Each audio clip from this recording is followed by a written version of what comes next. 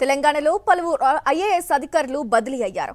అధికారుల బదిలీని ప్రభుత్వం రహస్యంగా పెట్టింది. ఐఏఎస్లను బదిలీ చేసి 4 రోజులు గడుస్తున్నా అధికారులకు ఆర్డర్ కాపీలు ఇవ్వలేదు. అధికారుల బదిలీలను రహస్యంగా పెట్టడం చర్చనీయాంశంగా మారింది. రైట్ అంశానికి సంబంధించి పూర్తి డీటెయిల్స్ అందించేందుకు మా కరెస్పాండెంట్ శేఖర్ లైవ్ ద్వారా అందుబాటులో ఉన్నారు. శేఖర్, ఏదైతే తెలంగాణలో పలువురు ఐఏఎస్ అధికారులు కూడా బదిలీ అయ్యారు, దీనికి సంబంధించి పూర్తి డీటెయిల్స్ ఏంటి శేఖర్? తెలంగాణ రాష్ట్ర ప్రభుత్వం ఈ మధ్య కాలంలో దాదాపు 32కు పైచిలకు ఐపీఎస్ అధికారులను బదిలీ చేసింది.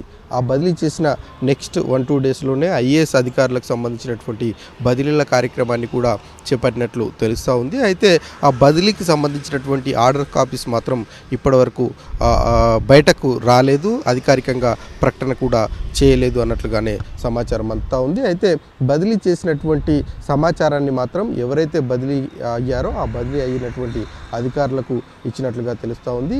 రహస్యంగా ఆర్డర్ కాపీలు పెట్టడం పైన, బదిలీలు చేపట్టడం పైన ఐఏఎస్ వర్గాల్లో సుదీర్ఘంగా చర్చ జరుగుతున్నటువంటి పరిస్థితులు ఉన్నాయి. మనకంతున్నటువంటి సమాచారం మేరకు స్టేట్ ఎలక్షన్ ఏదైతే సెంట్రల్ ఎలక్షన్ కమిషన్ తెలంగాణ రాష్ట్ర పరిధిలో ఉన్నటువంటి శాఖలో ఒక అధికారులు కావచ్చు, అట్లాగే వాటర్ బోర్డుకు సంబంధించినటువంటి అధికారులతో పాటు కీలకమైనటువంటి డిపార్ట్మెంట్ హెచ్ఎండిఏకి సంబంధించినటువంటి దాంట్లో కూడా బదిలీలు జరిగినట్లుగా తెలుస్తూ ఉంది. వీటితో పాటు సెక్రటరీలకు సంబంధించినటువంటి బదిలీలు కూడా చేసినట్లు సమాచారం అయితే అందుతూ ఉంది. అయితే కేవలం ఆ అధికారులకు ఇంటర్నల్గా సమాచారం ఇచ్చి ఆర్డర్ కాపీలు ఇవ్వకపోవడం ఏంటి అన్నటువంటి చర్చ అధికార వర్గాల్లో జరుగుతూ ఉంది. ముఖ్యంగా మనకు అందుతున్నటువంటి సమాచారం మేరకు ఎలక్షన్ కోడ్ అమల్లోకి వచ్చినటువంటి నేపథ్యంలో అధికారికంగా ఈ ఆర్డర్ కాపీలకు సంబంధించినటువంటి అంశం మీద కొంత చర్చ జరుగుతున్నట్టు, ఈ బదిలీలు చేపట్టాలా వద్దా అన్నటువంటి అంశం మీద అధికారికంగా చేపట్టాలా వద్దా అన్నటువంటి విషయం మీద కొంత ప్రభుత్వంలో చర్చ జరుగుతున్నట్టు కూడా తెలుస్తుంది. ఓవరాల్గా